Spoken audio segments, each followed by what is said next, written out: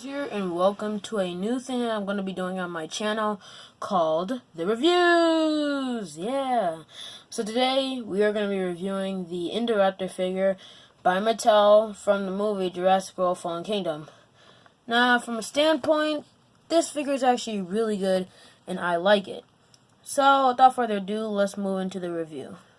So first off, the articulation, is the jaw. Yeah. His head can move. And his neck can move. You probably didn't really get to see the head that well. But yeah, that's its articulation. The arms can move. I'll move it up closer so you guys can see.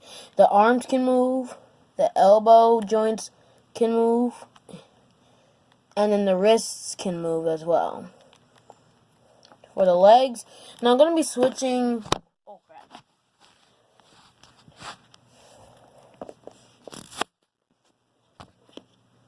Now I'm going to be switching over to this side, only for one reason, because this side's leg doesn't really move that well. So for this one, his leg can move.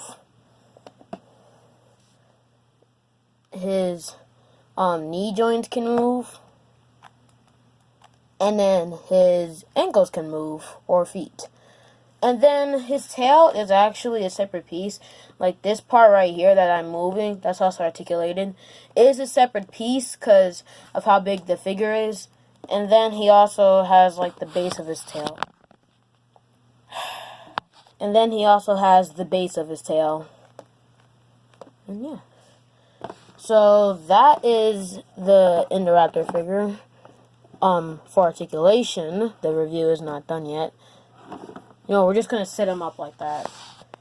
It's like he's saying hi. For sculpt and paint apps, this figure is actually a really good one too. One thing, like for the paint, yeah, my camera wants to focus on the box in the background rather than the figure. But his eyes are actually red with a black pupil. The pupil is kind of like a crocodile pupil. As you can see with the teeth, he has yellow, kind of bonish type teeth. And then for the tongue, it's kind of just like a glossy red a little bit. Can't really see it that well because, like I said, the camera wants to focus on the box rather than the actual figure. Overall, his whole body is just a kind of a glossy black. Especially with his quills back here. We'll get onto those with the sculpting later. He has his signature yellow flank thing that goes down his right and his left side. Or in scientific terms, his flanks, I think that is. And yeah.